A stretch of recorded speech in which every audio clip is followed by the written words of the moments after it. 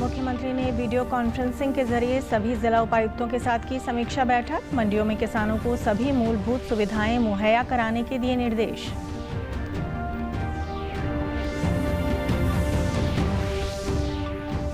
जिला विधिक सेवा प्राधिकरण द्वारा लोगों को कोरोना महामारी के प्रति जागरूक करने के लिए चलाया गया विशेष अभियान। सक्षम युवा के सहयोग से हेल्प डेस्क किए गए स्थापित।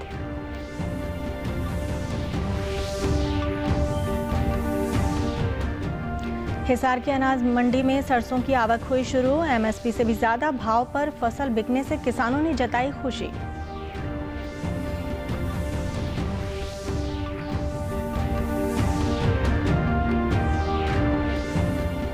और हरियाणा विद्यालय शिक्षा बोर्ड ने 10वीं और 12वीं कक्षा की परीक्षाओं के लिए डेट शीट की जारी। 2500 परीक्षा केंद्रों पर 7.5 लाख छात्र देंगे परीक्षा।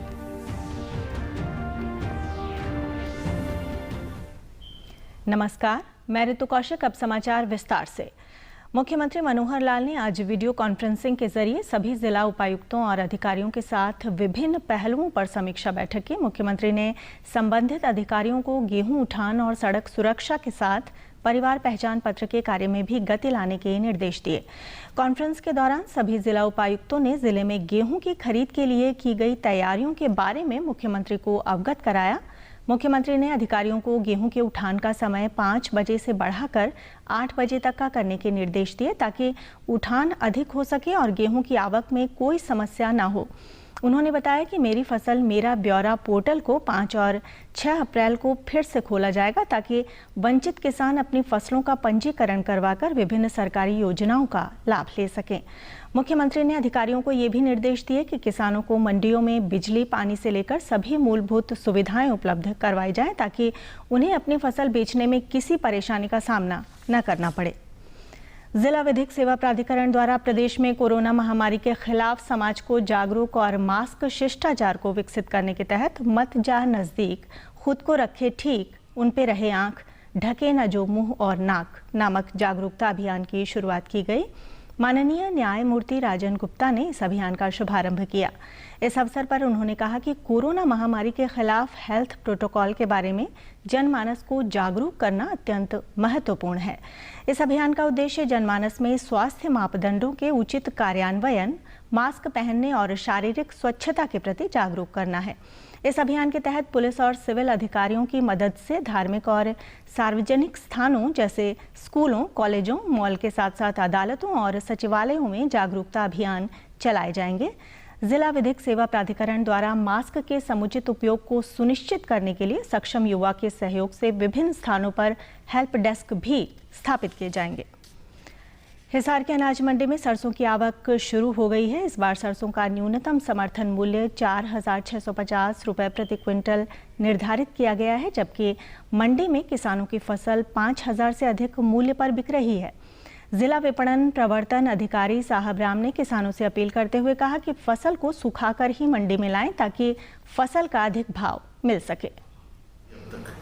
और इसका रेट जो 5149 से लेकर 5450 रुपए तक का चल रहा है और मिनिमम स्पॉट प्राइस जो सरकार का वो रेट है 4650 रुपए है, तो उससे ऊपर जा रही है और आते ही सरसों बिक जाती है और जमींदारों को किसी प्रकार कोई परेशानी नहीं है। तो सुखा के ले सरसों, अपने थोड़ा गिल्ली है तो थोड़ा सुखा ले और सफाई करके ले ताकि आते ही बिक जाए, उसको दिक्कत ना आए, नहीं तो एक दिन उनको वेट करना पड़ता है। एमएसपी से ज्यादा भाव मिलने पर किसान भी काफी खुश दिखाई दिए। उन्होंने कहा कि निजी एजेंसियों द्वारा उनकी फसल को सरकारी भाव से भी अधिक मूल्य पर खरीदा जा रहा है। 12 किले खेती करता हूँ और 4 किले की सरसों लेकर आया हूँ। सरकारी रेट तो 4600 कुछ रुपए है और आज 5,051 रुपये बिक रही है सरसों। हाँ, बिल्कुल संतुष्ट हैं जी हम। सरकारी रेट कम है और आज हमारी फसल ऊंची बिक रही है। सरसों मेरे पास 25 एकड़ की सरसों थी, अभी मैं 4 एकड़ की ले आया हूँ और सरकारी रेट 4600 कुछ रुपए है, लेकिन प्राइवेट रेट हमारा 5,000 से ऊपर लग रहा है। हम संतुष्ट है, इस बात पे बहुत अच्छी बात है। 2.5 एकड़ की सरसों है मेरी, एमएसपी से ज़्यादा ही भाव मिल रहा है। एमएसपी तो अभी 4650 रुपये चल रही है और 5,51 के लगभग टॉप सरसों बिक रही है आज के दिन। 3 एकड़ की पहले बेच चुका था और 5361 रुपये पहले बिकी थी, जो गवर्नमेंट रेट से भी ऊपर बिक्री है। बढ़िया, अच्छे भाव मिले। हरियाणा विद्यालय शिक्षा बोर्ड ने 10वीं और 12वीं कक्षा की परीक्षाओं के लिए डेट शीट जारी कर दी है। Board chairman doctor Jagbir Singh ने बताया कि 12वीं कक्षा की परीक्षाएं 20 अप्रैल से और 10वीं कक्षा की परीक्षाएं 22 अप्रैल से शुरू होंगी। परीक्षा का समय दोपहर 12:30 बजे से 3 बजे तक निर्धारित किया गया है। बोर्ड चेयरमैन ने बताया कि विभाग द्वारा परीक्षाओं को लेकर सभी तैयारियां पूरी कर ली गई हैं। उन्होंने बताया कि इस बार 2500 परीक्षा केंद्रों पर लगभग 7.5 लाख छात्र परीक्षा देंगे। चेयरमैन ने बताया कि परीक्षार्थियों को आधा घंटा पहले परीक्षा केंद्र में पहुंचना होगा और थर्मल स्कैनिंग के बाद ही विद्यार्थियों को परीक्षा केंद्र में प्रवेश दिया जाएगा। डिपार्टमेंट की परीक्षाएं 20 अप्रैल से प्रारंभ होकर के 18 अप्रैल तक चलेंगी, जिसमें 12वीं कक्षा की 20 अप्रैल से शुरू होकर के 18 मई तक ये परीक्षाएं चलेंगी।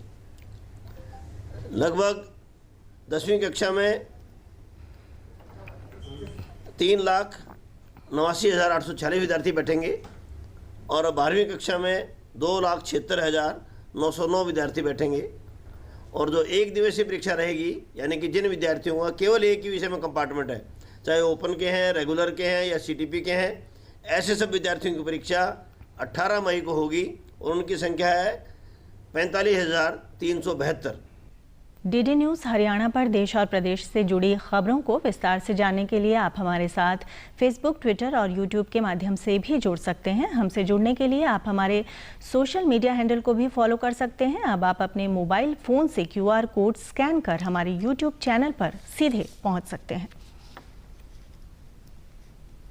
दांडी मार्च के 15वें दिन महात्मा गांधी देरोल से भरूच के लिए निकले थे, जहां उनका जोरदार स्वागत किया गया। भरूच पहुंचकर महात्मा गांधी ने सभी धर्म के लोगों से एकजुट होकर सत्याग्रह में शामिल होने का आग्रह किया था।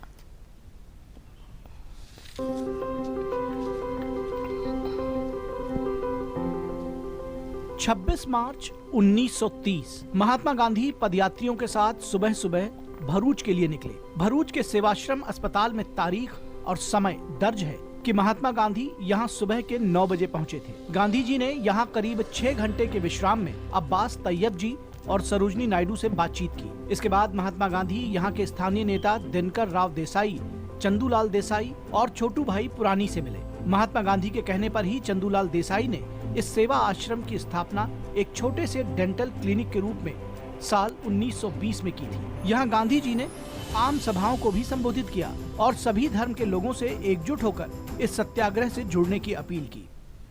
उस दिन ऐसा था कि कुछ एक यंग लड़का था, उन्होंने उनसे सवाल किया था कि जो स्वराज है वो सिर्फ हिंदू जो है वही सिर्फ उसमें पार्ट ले सकते हैं। तो गांधी जी ने कहा था कि ये स्वराज जो है, हमें जो इंडिपेंडेंस चाहिए वो सिर्फ हिंदू नहीं ले सकता, हिंदू नहीं ला पाएगा। उसके लिए मुझे सबकी ज़रूरत है, वो मुसलमान हो, सिख हो, ईसाई हो, सबको साथ मिलके आगे चलना है। तो ये संदेश उन्होंने सभा जब की तब वहाँ उन्होंने ये संबोधित किया था और ये उनसे सवाल पूछा गया था, उन्होंने ये जवाब दिया था। देश आजादी के 75वें साल के मौके पर आजादी का अमृत महोत्सव मना रहा है। 75वें साल के इस खास मौके पर एक बार फिर पदयात्री दांडी के उस मार्ग से युवा पीढ़ी को आजादी की कीमत बताते आगे बढ़ रहे हैं। आने वाले समय में देश के प्रति और भी जनता देश के प्रति जागरूक रहे और सही अर्थ में देश को एक समृद्ध राष्ट्र बना है, मजबूत राष्ट्र बनाना है। तो सही में आने वाली पीढ़ी देश को एक समृद्ध राष्ट्र बनाने के लिए हर एक व्यक्ति का उसमें अपना योगदान दे। केंद्र ने राज्यों और केंद्र शासित प्रदेशों को बढ़ते कोरोना संक्रमण के मद्देनजर आगामी त्योहारों में भीड़ को नियंत्रित करने और महामारी संबंधी सभी एहतियातों पर सख्ती से अमल सुनिश्चित करने को कहा है। इन एहतियातों में मास्क पहनना और एक दूसरे के संपर्क में आते समय सुरक्षित दूरी बनाए रखना जैसे उपाय भी शामिल हैं। मुख्यमंत्री मनोहर लाल ने होली के अवसर पर प्रदेश के लोगों को बधाई एवं शुभकामनाएं दी हैं। साथ ही उन्होंने लोगों से अपील करते हुए कहा है कि वे रंगों के इस त्योहार को कोविड-19 प्रोटोकॉल नियमों का पालन करते हुए मनाएं। होली की पूर्व संध्या पर आज जारी एक संदेश में मुख्यमंत्री ने कहा कि इस त्योहार को मुख्यतः होलिका दहन व फाग के रूप में मनाया जाता है। होलिका दहन का हमारी संस्कृति और पौराणिक कथाओं में विशेष महत्व है। उन्होंने कहा कि कोरोना महामारी के चलते पिछले 1 वर्ष से त्योहार मनाने और अन्य सामाजिक व धार्मिक उत्सवों को सार्वजनिक रूप से मनाने के तौर तरीकों को आंशिक रूप से बंद किया गया था। इस महामारी को पुनः एकाएक बढ़ते मामलों को देखते हुए सरकार ने होली मिलन समारोह का आयोजन न करने का फैसला लिया है। कोरोना के बढ़ते संक्रमण को देखते हुए प्रदेश में सार्वजनिक स्थानों पर होली मनाने पर प्रतिबंध लगा दिया गया है। नारनौल जिला प्रशासन द्वारा होली के त्योहार को लेकर जिला वासियों के लिए दिशा निर्देश जारी किए हैं। उपायुक्त अजय कुमार ने लोगों से अपील करते हुए कहा कि इस बार होली का त्योहार घरों में रहकर ही सादगी से मनाएं और कोरोना संबंधी नियमों का पालन करें। नज़दीक है, लेकिन कोरोना के केसेस की वृद्धि को देखते हुए मैं यही अपील सबसे करता हूं कि घर पे बैठकर अपने परिवारजनों के साथ ही होली सेलिब्रेट करें, बाहर ना निकलें और जो किसी तरह की मास गैदरिंग या वो सब अवॉइड करें। सरकार की हिदायतों के अनुसार भी ज़िले में भी जो है किसी तरह की पब्लिक गैदरिंग जो है वो बैन की जा चुकी है। सो खुद की सेफ्टी के लिए, अपने परिवार की सेफ्टी के लिए त्यौहार को घर पे ही सेलिब्रेट करें। दुकानदारों ने कहा कि कोरोना महामारी के कारण इस बार होली के त्योहार पर बाजारों में रौनक भी कम है और उनका व्यापार भी प्रभावित हुआ है। ये होली का बिल्कुल फिक्की है, ना पिचकारी बिकी है ना गुलाल बिक रहा। कोई पूछ ही नहीं रहा गुलाल को, गुलाल पिचकारी को बिल्कुल कोई पूछ ही नहीं रहा। अब की बार तो होली पे मैं गुलाल हर साल लगाता था, पर अब की बार कोरोना की वजह से कोई भी काम नहीं है। ना ही तो गुलाल बिक रहा है, ना ही पिचकारी बिक रही है, कुछ भी नहीं बिक रहा है। लोगों ने कहा कि इस बार वे होली का त्योहार घर पर रहकर ही मनाएंगे और अन्य लोगों को भी घर पर रहकर ही होली मनाने के लिए जागरूक करेंगे। होली बस घर पे ही रह कर के मनाएंगे, कोई कलर वलर का यूज हम नहीं करेंगे। आराम से बस अच्छा मिठाई बनाएंगे और हम जिस तरीके से बनाएंगे हम वैसा ही चाहते हैं कि सभी कोरोना के टाइम पे ऐसे ही होली मनाएं, सब अपने घर पे रहें। हम होली का त्यौहार घर पे रहकर ही मनाएंगे, बाहर सड़क पे भीड़ भाड़ वाले जगह पे नहीं जाएंगे। वैसे भी हम अध्यापक हैं तो उसके लिहाज से हम औरों को भी यही शिक्षा दे। होली के त्यौहार पे ये कहना चाह रहे हैं, सरकार ने होली मनाने पे ये कह रखा है कि होली कोरोना की स्थिति को देखते हुए कोई होली का त्यौहार से बचो, क्योंकि कोरोना संक्रमण पर नियंत्रण के लिए जिला स्वास्थ्य विभाग द्वारा यमुनानगर में 100 से अधिक स्थानों पर कोरोना वैक्सीन देने का कार्य तेज कर दिया गया है। इसी कड़ी में जगाधरी बार एसोसिएशन द्वारा कोविड-19 वैक्सीनेशन शिविर का आयोजन किया गया, जिसमें 200 से अधिक वरिष्ठ अधिवक्ताओं का टीकाकरण किया गया। उप सिविल सर्जन बुलबुल कटारिया ने बताया कि अधिवक्ताओं को आमजन से संपर्क अधिक रहता है, जिससे उनके संक्रमित होने का खतरा भी बढ़ जाता है। उनकी सुविधा के लिए ये शिविर लगाया गया था ताकि सभी अधिवक्ताओं को एक साथ वैक्सीन दी जा सके।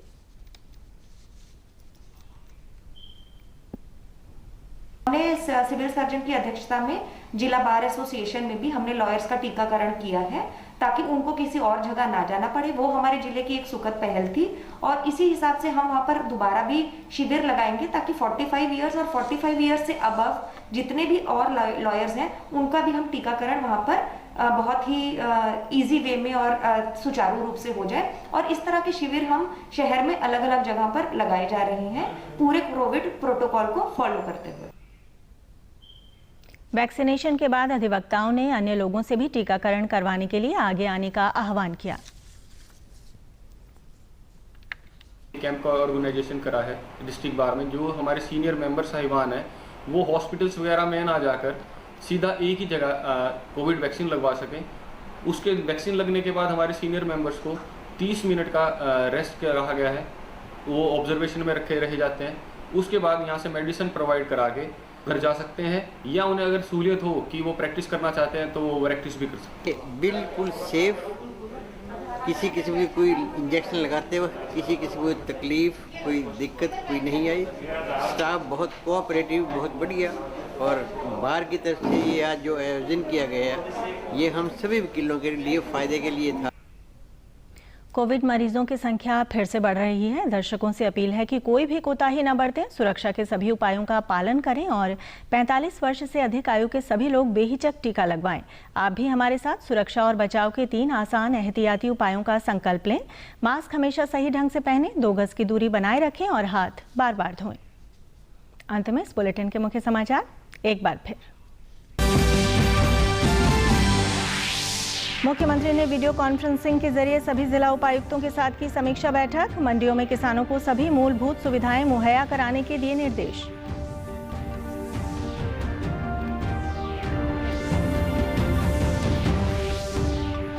जिला विधिक सेवा प्राधिकरण द्वारा लोगों को कोरोना महामारी के प्रति जागरूक करने के लिए चलाया गया विशेष अभियान। सक्षम युवा के सहयोग से हेल्प डेस्क किए गए स्थापित।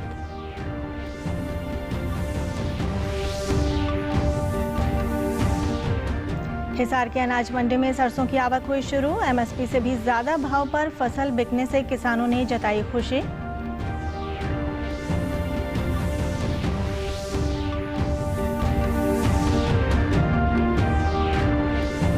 और हरियाणा विद्यालय शिक्षा बोर्ड ने 10वीं और 12वीं कक्षा की परीक्षाओं के लिए डेट शीट की जारी। 2500 परीक्षा केंद्रों पर 7.5 लाख छात्र देंगे परीक्षा। समाचारों में आज इतना ही। नमस्कार।